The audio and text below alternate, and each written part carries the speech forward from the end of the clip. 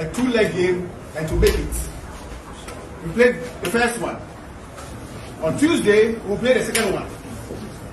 Okay? You guys have put up a good fight. We will fight again on Tuesday. And we will make it. Yes. We will make it. I have no doubt at all that we have registered ourselves in Qatar.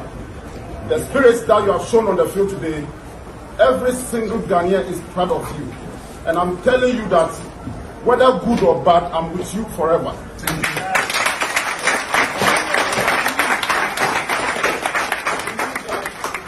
There is no any other thing apart from victory. This time I will